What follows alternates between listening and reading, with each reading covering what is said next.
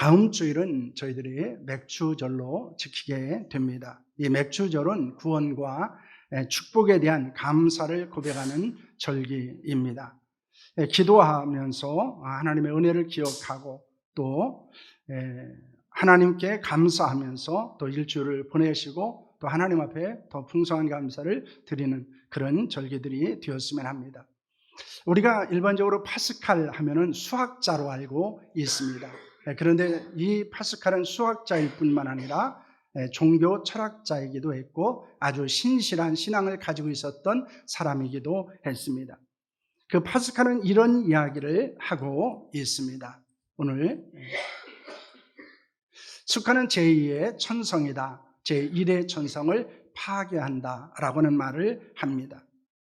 이것은 습관의 중요성과 능력을 강조하고 있는 것입니다.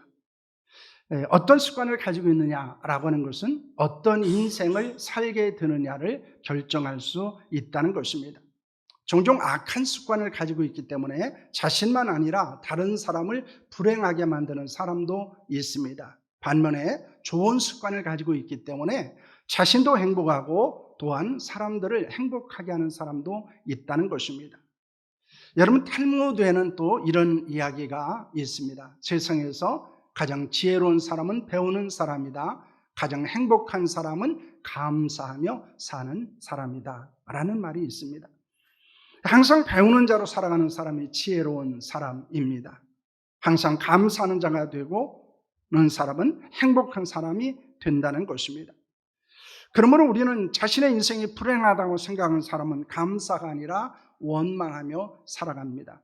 그 원망은 또한 악한 습관이 되게 되고, 그리고 그 악한 습관으로 이루어진 원망은 또 다른 원망을 낳게 되는 것을 보게 됩니다. 여러분, 이스라엘 백성들은 광야 생활을 하면서 원망하는 것이 습관적으로 나타났던 것들을 우리가 볼 수 있습니다. 오늘 본문은 이스라엘 백성들이 신광야에서 하나님과 모세를 원망한 것에 관하여 말씀을 하고 있습니다. 그들의 원망을 다른 관점에서 바라보면 우리는 감사할 수 있는 것이 어디에 있는가라고 하는 것을 발견할 수 있습니다. 그래서 맥주 감사 주일을 앞에 두고 원망을 극복하고 감사를 회복하는 시간이 될 수 있기를 소망합니다. 여러분, 지금 여러분들의 입에서 나오는 말을 한번 돌아보시기를 바랍니다. 여러분, 원망하는 말이 많을까요? 불평하는 말이 많을까요? 그리고 여러분, 감사하는 말이 더 많을까요? 사실 많은 사람들은 감사하는 말보다는 원망하는 말을 더 많이 하고 있습니다. 불평하는 말을 더 많이 하고 있습니다. 그래서 오늘 우리가 하나님의 말씀을 통해서 원망하는 말이 감사하는 말로 변화되어지고 원망하던 사람이 감사하는 사람으로 변화되는 역사가 일어나기를 소망합니다. 그래서 불행하고 불평하던 인생이 행복하고 감사하는 인생을 살아갈 수 있기를 축원합니다. 여러분, 이스라엘 백성들이 신광야에 들어가게 되었을 때 어떤 일이 일어났습니까? 오늘 1절과 2절 말씀을 보시기를 바랍니다. 함께합니다. 이스라엘 자손의 온 회중이 엘림에서 떠나 엘림과 시내산 사이에 있는 신광야에 이르니 애굽에서 나온 후 둘째 달 15일이라. 이스라엘 자손 온 회중이 그 광야에서 모세와 아론을 원망하여 라는 말씀을 하고 있습니다. 이스라엘 백성들은 엘림을 출발했습니다. 그리고 시내산 사이에 있는 신광야에 이르게 되었습니다. 그들은 신광야에서 모세와 아론을 원망하는 일이 있었습니다. 이스라엘 백성들이 원망하게 된 원인은 어디에 있었습니까? 첫째는 생존을 위한 것이었습니다. 3절 말씀입니다. 함께합니다. 이스라엘 자손이 그들에게 이르되 우리가 애굽 땅에서 고깃가마 곁에 앉아 있을 때와 떡을 배불리 먹던 때에 여호와의 손에 죽었더라면 좋았을 것을 너희가 이 광야로 우리를 인도하여 내어 이 온 회중이 주려 죽게 하는도다. 이렇게 말합니다. 여러분, 이스라엘 백성들이 신광야에 있을 때는 애굽에서 나온 후 2달하고 15일이 지났을 때였습니다. 아마 그때는 애굽에서 가지고 나왔던 식량이 거의 바닥이 났을 때가 되었을 것입니다.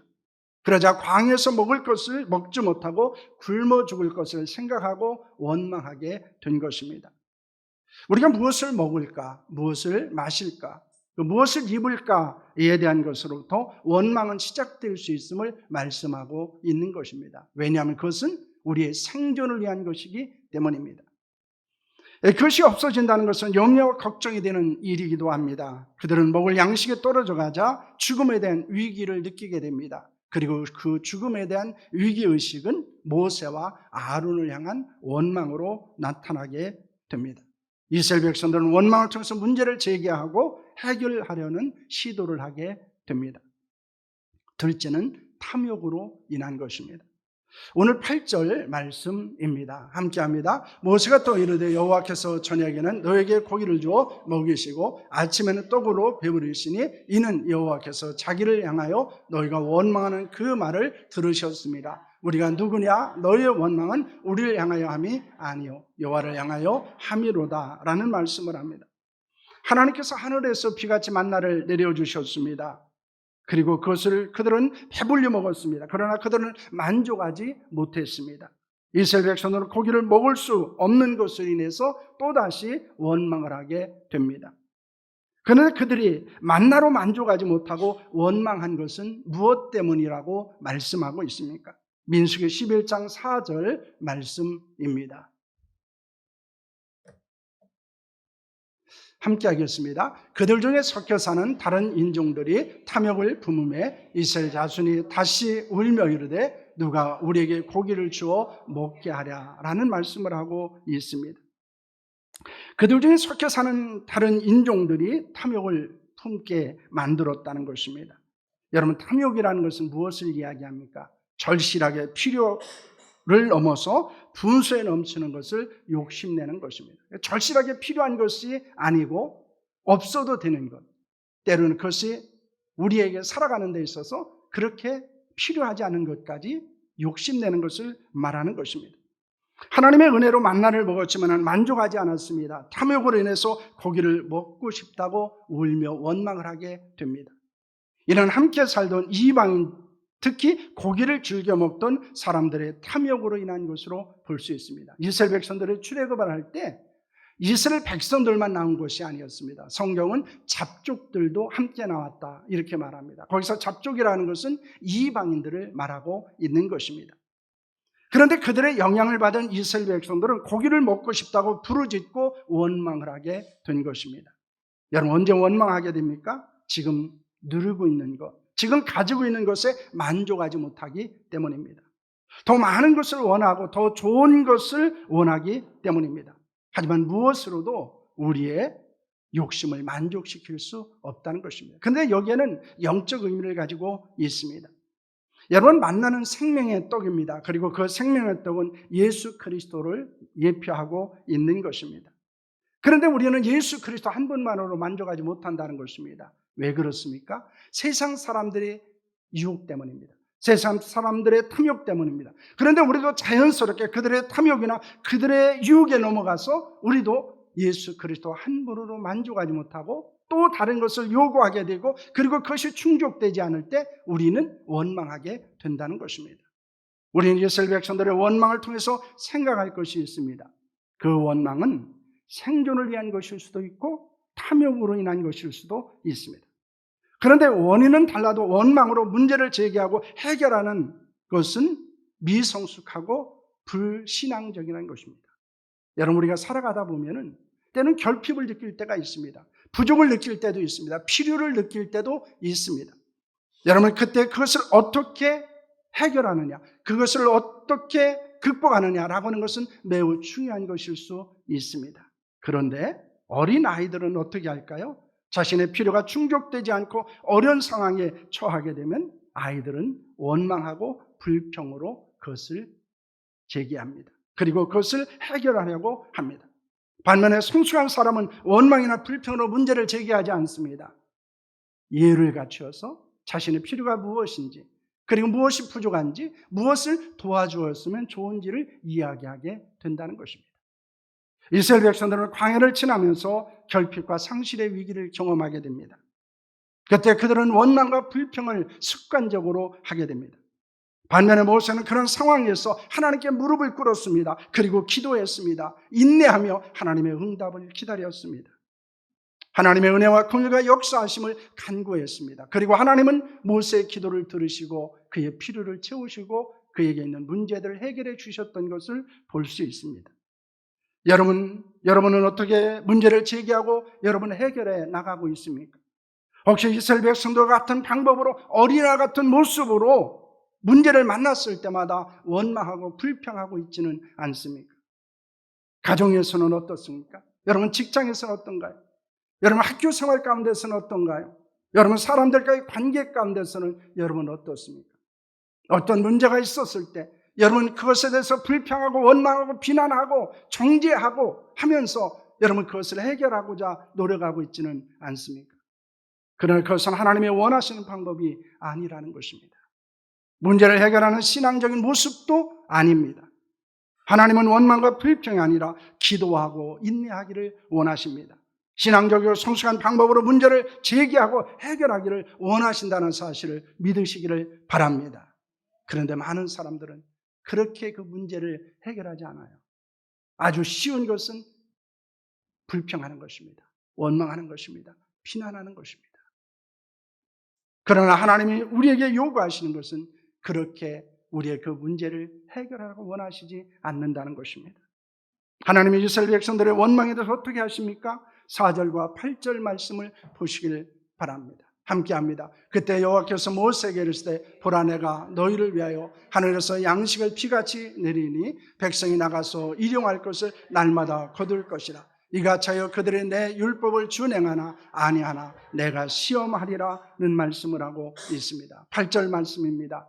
모세가 또 이르되 여호와께서 저녁에는 너에게 고기를 주어 먹이시고 아침에는 떡으로 배부르시니 이는 여호와께서 자기를 향하여 너희가 원망하는 그 말을 들으셨습니다.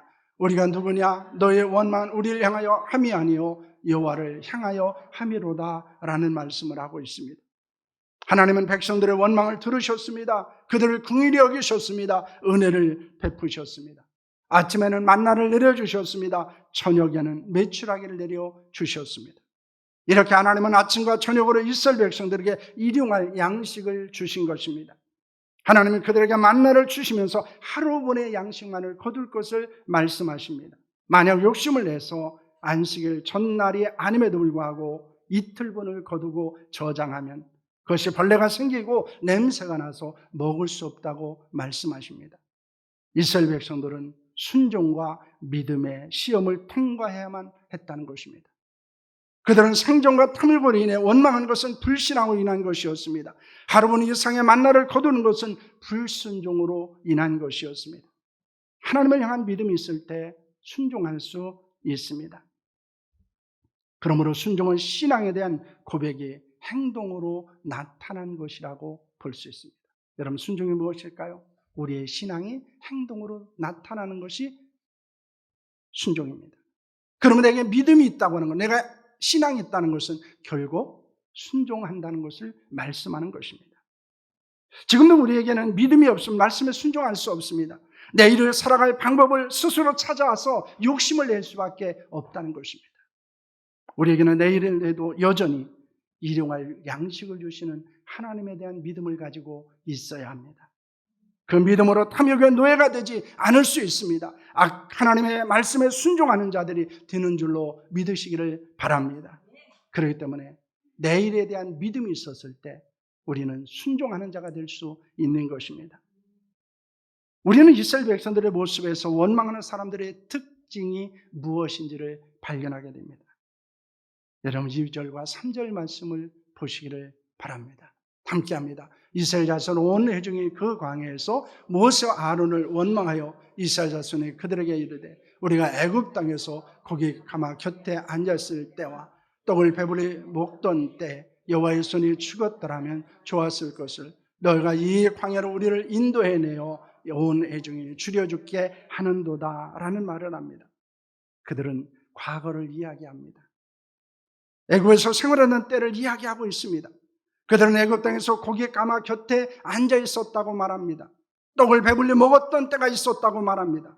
애굽에 있었을 때는 값없이 생선과 오이와 참이와 부추와 파와 마늘을 먹은 것이 있었다고 말하고 있습니다. 그런데 정말 이스라엘 백성들이 고기와 떡을 배불리 먹었을까요? 마음껏 생선과 오이와 참외와 부추와 파와 마늘을 그들이 먹었을까요? 그렇지 않다는 것입니다. 애굽 사람들이 이스라엘 백성들을 힘든 일을 시켰습니다. 그래서 그들을 괴롭게 만들었습니다. 흥기기와 벽돌 굽기와 힘겨운 밭일을 시켰습니다. 그들의 삶을 고달프게 만들었습니다. 출애굽기 3장 7절의 말씀을 보면 하나님께서 백성들의 고통을 보시고 백성들의 부르짖음을 들으시고 그들의 근심을 아셨다, 이렇게 말하고 있습니다. 그들은 매우 고통스럽게 애굽에서 노예 생활을 하고 있었습니다. 그러나 이스라엘 백성은 애굽 생활을 이야기하며 원망과 불평을 한 것입니다. 이는 사실이 아닌 것을 말하고 과장하는 것입니다. 여러분, 원망과 불평하는 사람의 특징이 거기에 있습니다. 옛날 이야기를 해요. 자꾸 옛날 이야기를 합니다. 그런데 정말 그 옛날 이야기가 지금보다 더 나았을까요? 그러지 않아요. 과장하는 것입니다. 때로는 거짓을 만들어내는 것입니다. 왜 그럴까요? 자신들의 원망을 정당화해야 되기 때문입니다. 그리고 원망의 대상이 되는 사람을 비난하고 힘들게 하는 것으로 이용하려고 하기 때문입니다. 그렇기 때문에 우리는 원망할 때 우리는 옛날 이야기를 자꾸 한다는 것을 아셔야 돼요. 그리고 과장을 하거나 때로는 거짓말을 자꾸 붙이게 된다는 것입니다. 그래서 원망하는 사람들의 말을 가만히 들어보십시오. 결국에는 거짓말로 끝이 납니다. 왜냐하면 그러지 않으면 지금 그 사람은 그 상황을 원망할 수 없기 때문입니다. 그래서 원망하는 사람의 특징은 과거를 이야기하고 과장하고 거짓을 말하게 된다는 것입니다. 두 번째는 다른 사람을 탓한다는 것입니다. 이스라엘 백성들은 모세 아론을 향해서 자신의 광야를 이끌어내어 굶주려 죽게 만든다고 말합니다. 하지만 그것도 사실이 아니었습니다. 모세와 아론이 억지로 그들을 이끌고 나온 것이 아니었습니다. 그들은 모세를 통해 하나님의 뜻과 말씀을 듣고 나온 것입니다. 모세를 지도자로 인정하고 따라 나온 것입니다. 그런데 광야에서 고난을 겪었습니다. 자신이 원하던 일이 일어났습니다. 그러자 모세와 아론을 원망하기 시작했습니다. 원망과 불평하는 사람의 특징은 좋지 않은 상황이나 환경에 처하면 다른 사람이나 하나님을 탓한다는 것입니다. 그런 자신들의 한계와 책임을 인정하려고 하지 않는 것입니다. 이렇게 된 것은 누구 때문이라고 말하는 것입니다. 그들의 원망의 핵심은 무엇일까요? 8절 말씀을 보시기를 바랍니다. 8절 함께합니다. 모세가 또 이르되 여호와께서 저녁에는 너에게 고기를 주어 먹이시고 아침엔 떡으로 배부르시니 이는 여호와께서 자기를 향하여 너희가 원망하는 그 말을 들으셨습니다. 우리가 누구냐? 너의 원망은 우리를 향함이 아니요 여호와를 향하여 함이로다. 그럼 주목하십시오. 너의 원망은 우리를 향하여 함이 아니요 여호와를 향하여 함이로다 라고 말씀합니다. 여러분, 원망의 핵심은 어디에 있다는 것입니다. 단순히 모세와 아론에게 있지 않다는 것입니다. 핵심은 사람이 아니라 하나님을 향한 것이라는 겁니다.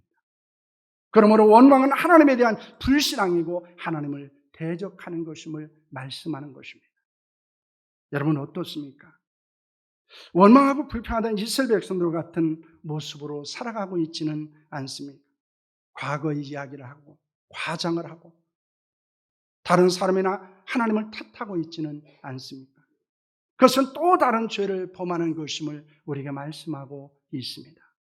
지금 주어진 상황이나 환경에 자족해야 합니다. 내 탓이 아니라 내 탓으로 여길 수 있어야 합니다. 그런 원망이 아니라 불평이 아니라 감사할 수 있습니다. 하나님의 은혜를 고백할 수 있는 줄로 믿으시기를 바랍니다. 이스라엘 백성들의 원망은 부정적인 결과를 낳게 됩니다. 원망과 불평은 전혀 유익이 되지 않습니다. 원망으로 인해서 어떤 일이 일어나게 되었습니까? 첫째는 지도자 모세를 탈진하게 만들었습니다. 민수기 11장 11절 말씀을 보시기를 바랍니다. 함께합니다. 모세가 여호와께 좇아오되 어찌하여 주께서 종을 괴롭게 하시나이까? 어찌하여 내게 주의 목전에서 은혜를 잊게 하시고 이 모든 백성을 내게 맡기사 내가 그 짐을 지게 하시나이까? 라는 말을 합니다. 모세는 백성들의 원망을 받자 하나님을 향해 원망하는 악한 백성들을 맡겨 자신을 괴롭게 만들었다고 합니다. 모세는 원망하는 백성들로 인해서 탈진하게 됩니다. 원망은 또 다른 원망을 낳습니다. 하나님의 나라와 교회의 복음을 위해서 헌신하는 사람들에게 힘이 될 수 있습니다. 반면에 감사는 헌신한 사람들에게 힘이 될 수 있습니다. 여러분, 이것을 우리는 잘 기억해야 돼요.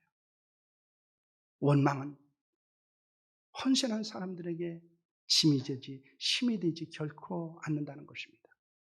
지금도 얼마나 많은 사람들이 헌신하다가 그 원망과 불평 때문에 탈진하고 힘을 잃어버리고 용기를 잃어버리고 사역의 현장에서 때로는 고통스러워하는 것들을 보게 됩니다.